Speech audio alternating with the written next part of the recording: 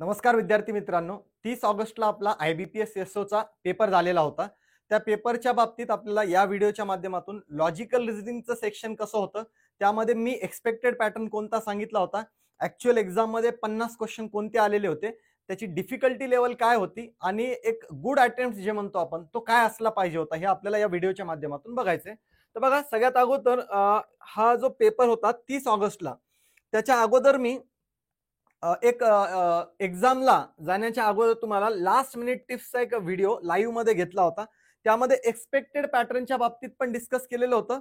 त्यामध्ये विथ टॉपिक्सच्या नावासहित मी तुम्हाला सांगितलेलं होतं. हे बघा, त्या व्हिडिओचा मी एक स्क्रीनशॉट इथं घेतलेला आहे, ज्यामध्ये एक्सपेक्टेड पॅटर्न फॉर 2025 साठी हा एक्सपेक्टेड पॅटर्न होता. ज्यापैकी आता इथं एक्सपेक्टेड पॅटर्न आहे आणि इथं ऍक्च्युअल एक्झाम मध्ये आलेले क्वेश्चन आहेत. दोन्ही पण आपल्या पुढे इथं ठेवलेले आहेत. बघा, यामध्ये कोडिंग डिकोडिंग टॉपिक मी सांगितला होता. त्यापैकी फक्त 2 क्वेश्चन इथं विचारले गेलेत, 2 किंवा 3 म्हणू आपण. अल्फाबेट सिरीज आणि नंबर सिरीजवर डिपेंड, जे की सिंगल मार्कला विचारले होते. त्यापैकी कुठलाही, समजा word to word Chinese coding आहे, कंडिशनल कोडिंग आहे किंवा सिक्वेन्स पैकी 2 क्वेश्चन आलेत. बट नंबर रिअरेंजमेंट सारखे अशा 3 टाईप पैकी क्वेश्चन नव्हते आले. बट त्याच्या पुढे येत असताना इनइक्वॅलिटी बघा, एक्सपेक्टेड सांगितलेला होता. इकडे इनइक्वॅलिटी आपल्याला 3 मार्क्ससाठी आलेला दिसतोय. ओनली फ्यू सिलॉक सांगितलं होतं, इथं सिलॉकचे क्वेश्चन 3 आलेलेच होते. डायरेक्शन सेन्सचा पार्ट मी सांगितला होता की तुमच्या एसओप्रीला येणार आहे, तर डायरेक्शन सेन्सवरही आपल्याला क्वेश्चन 3 विचारले गेले होते. ब्लड रिलेशन सांगितलेलं होतं, ब्लड रिलेशनवरही क्वेश्चन 4 विचारलेले होते. पण खूप जणांचं म्हणणं आहे की सेकंड शिफ्टचं ब्लड रिलेशन हे थोडं डिफिकल्ट होतं, नाही झालं सॉल्व. बरं, त्यानंतर मिसलेनियस क्वेश्चन जे आहेत, वर्ड फॉर्मेशन असेल, पेअर ऑफ लेटर असेल, त्या पद्धतीचे 3 सांगितले होते. तर इथं 3 क्वेश्चन तेही विचारले गेले. इकडे तुम्हाला इनपुट आउटपुट सांगितला होता की एक्झाम मध्ये येऊ शकतो इनपुट आउटपुट. बिलकुल 5 मार्क्ससाठी इनपुट आउटपुट हा टॉपिक पण विचारला गेला होता. त्यानंतर इकडे क्रिटिकल रिझनिंग साठी 6 ते 7 क्वेश्चन मी एक्सपेक्टेड मध्ये सांगितले होते, पण क्रिटिकल रिझनिंगचे इथं 3 क्वेश्चन आलेले होते. 3 क्वेश्चन प्री मध्ये विचारले गेले होते. त्यानंतर पुढे पझल मध्ये किंवा सिटिंग मध्ये बघा, इथं सिटिंग अरेंजमेंट, लाईन अरेंजमेंट मध्ये पॅरलल रो. बघा, ऍक्च्युअल बघायला गेलं तर इकडं लाईन अरेंजमेंट, लिनियर अरेंजमेंट 8% ची विचारली गेली, ती पण 5 मार्क्ससाठी. आणि सोबत सोबत मी जे इथं ब्रॅकेटमध्ये सांगितलं होतं की parallel Rochak question, double Rochak question जो विचारला गेला जाऊ शकतो, तोही पॅरलल रोचा 14%चा क्वेश्चन, म्हणजे एका रो मध्ये 7, दुसऱ्या रो मध्ये 7 असा आपल्याला विचारला गेला होता. इथं पुढे सांगितलं होतं की सर्क्युलर अरेंजमेंट इकडे विचारल्या जाऊ शकते. Circular sitting arrangement facing inside, सोपा क्वेश्चन होता, फक्त डबल व्हेरिएबल होते. तर हा आपल्याला इथं पॅटर्न दिसतोय. आता हे आपल्याला एक्सपेक्टेड आणि याची जर आयडिया आलेली असेल की जवळपास मिळता जुळता एक 90% पेपर ऍज इट इज होताच. पण आता ऍक्च्युअल याच्यामध्ये नेमके जे क्वेश्चन विचारले गेले होते, त्या बाबतीत डिफिकल्टी लेवल काय होती, कोणते क्वेश्चन सॉल्व्ह करण्यासारखे होते किंवा कसा अप्रोच पाहिजे होता. बघा, यापैकी जो पॅटर्न विचारला गेला होता त्यामध्ये आपल्याला सेकंड शिफ्ट म्हणजेच फर्स्ट शिफ्ट मध्ये मला वाटते HR, मार्केटिंग, फायनान्स जे स्पेशलिस्ट वाले जे होते त्यांची एक्झाम होती. आणि सेकंड शिफ्ट मध्ये मोस्टली AFOचा पेपर होता, ऍग्रिकल्चर फील्ड ऑफिसरचा. त्यामध्ये बघा, आता सिलॉक जो टॉपिक होता, बिलकुल सोपे क्वेश्चन होते, डुएबल होते. ब्लड रिलेशन खूप जणांचं म्हणणं आहे की हा थोडा डिफिकल्ट होता, तर याला आपण थोडं स्टार करून ठेवू. डिस्टन्स डिरेक्शन वाला पार्ट इझी होता, डुएबल होता, तो सॉल्व्ह केला पाहिजे होता आणि बऱ्यापैकी तुमच्यासारख्या विद्यार्थ्यांनी ते सॉल्व्ह केलेलं आहे. इनइक्वॅलिटी पुन्हा सोपे क्वेश्चन होते 3.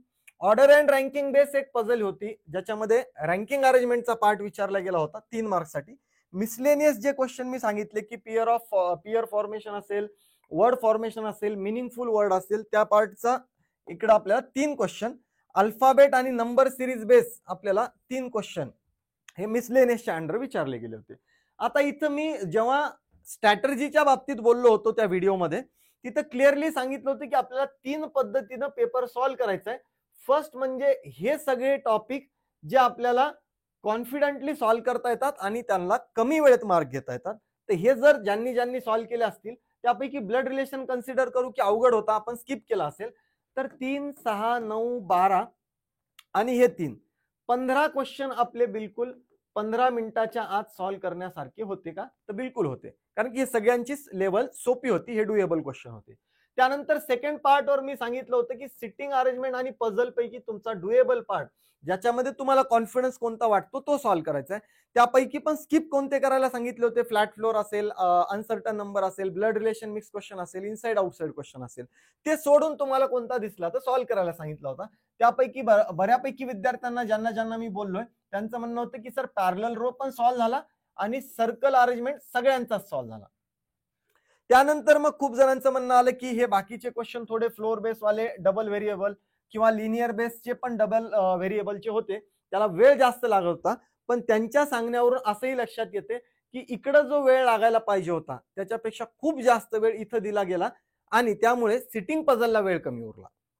त्यानंतर पुन्हा क्रिटिकल रिझनिंगचे 3 क्वेश्चन होते, मोस्टली विद्यार्थ्यांनी स्किप केले, पण ते मी ज्याही विद्यार्थ्यांनी सॉल्व्ह केले, ज्यांच्यासोबत डिस्कस केलं, त्यांचं म्हणणं होतं की सर डुएबल क्वेश्चन होते, जास्त काही अवघड नव्हतं क्रिटिकल रिझनिंग मध्ये, आणि डेटा सफिशियन्सीचे 3 क्वेश्चन होते. बघा, जर पेपर पॅटर्न आपण एक्सपेक्टेड माहिती होता आणि आलेला जशाला तसा असेल तर सांगितलेली स्ट्रॅटेजी जरी अप्लाय केली असती तर हे 15 क्वेश्चन आणि कोणतेही दोन, जर आपण म्हणतोय की मॉडरेट टू डिफिकल्ट लेवल असेल तर कोणतेही दोन आपल्याला सिटिंग किंवा पझल पैकी एक सिटिंग एक पझल म्हणा, दोन सिटिंग अरेंजमेंट म्हणा किंवा दोन पझल म्हणा, हे जर सॉल्व्ह केले असते तर हे 10 आणि 15 25 तर शुअर शॉट होते. मग आता ज्यांची स्पीड चांगली आहे, जे कंटिन्युअसली IBPS चे फॉर्म भरतायत, एक्झाम देत आहेत, कंटिन्युअस मॉक टेस्टच्या कॉन्टॅक्ट मध्ये आहेत, क्विजेस देत आहेत, त्यांना मग याला वेळ कमी लागला असेल तर बिलकुल बाकीचे क्वेश्चन क्रिटिकल रिझनिंग सारखे 3, डेटा सफिशियन्सी सारखे 3, असे 2-3 बीट जर एक्स्ट्रा सॉल्व्ह केले असतील तर त्यांचे अटेम्प्ट आपोआपच 30 ते 35च्या दरम्यान गेलेले आहेत. आता बाकीच्यांचे गुड अटेम्प्ट किती होते तर याच्यावरूनच लक्षात येते बघा की हे 15 क्वेश्चन जर बेसिक लेवलचे, 13 ते 15 क्वेश्चन बेसिक लेवलचे सॉल्व्ह केले, त्यानंतर आपण एक पॅरलल रो असेल आणि एक सर्कल जे की सगळ्यांनी सॉल्व्ह केले, ते टोटल 10 मार्क जर कन्सिडर केले तर 25 हे आपले इझिली मार्क यायलाच पाहिजे. आणि बाकीचा पार्ट जो आहे याच्यापैकी कोणी एक क्रिटिकल रिझनिंग केला असेल, एक डेटा सफिशियन्सी केला असेल किंवा मग हे मिसलेनियसचे क्वेश्चन एखादे दुसरे केले असतील तर आपण म्हणू शकतो की गुड अटेम्प्ट अवरेज ज्याच्यामध्ये 26 ते 30 पर्यंत यायला पाहिजे. आणि ज्यांना हे कमी वेळेत सॉल्व्ह झाले त्यांचे अटेम्प्ट 30 ते 35 असले पाहिजे. बघा, गुड अटेम्प्टच्या बाबतीत मी इथं लिहिलेलं आहे एक्झामची लेवल, मी स्पेसिफिक फक्त रिझनिंगच्या बाबतीत बोलतोय. रिझनिंगची लेवल कशी होती तर बिलकुल आपण त्याला मॉडरेट टू डिफिकल्ट म्हणू. आता डिफिकल्ट कशामुळे मी ऍड केला, ऍक्च्युअल पेपर मॉडरेटच होता पूर्णच्या पूर्ण. मॉडरेट टू डिफिकल्ट हे कशामुळे तर IBPS SO ची तयारी करणारे विद्यार्थी मोस्टली, जर आपण फक्त AFO म्हणून टार्गेट ठेवलेला आहे, बाकी कुठल्याही एक्झामला आपण फॉर्म भरलेला नाहीये किंवा मग आपल्या मॉक टेस्ट तेवढ्या झालेल्या नव्हत्या जेवढ्या होणं गरजेच्या होत्या, त्या लेवलची जर प्रॅक्टिस झाली नसेल तर मग आपल्याला विचारल्या गेलेले सिटिंग अरेंजमेंट, विचारल्या गेलेली पझल, त्यापैकी साधा ब्लड रिलेशनचा क्वेश्चन असेल, इनपुट आउटपुट जे आपण स्किप करून टाकतो, इनपुट आउटपुट सारखा पार्ट जो 5-5 मार्कला आहे तो स्किप करून टाकतो, क्रिटिकल रिझनिंग आपण 3 क्वेश्चन स्किप करून टाकतो, डेटा सफिशियन्सी आपण 3 क्वेश्चन स्किप करतो, का तर ही प्रॉपर प्रॅक्टिस झाली नाही म्हणून.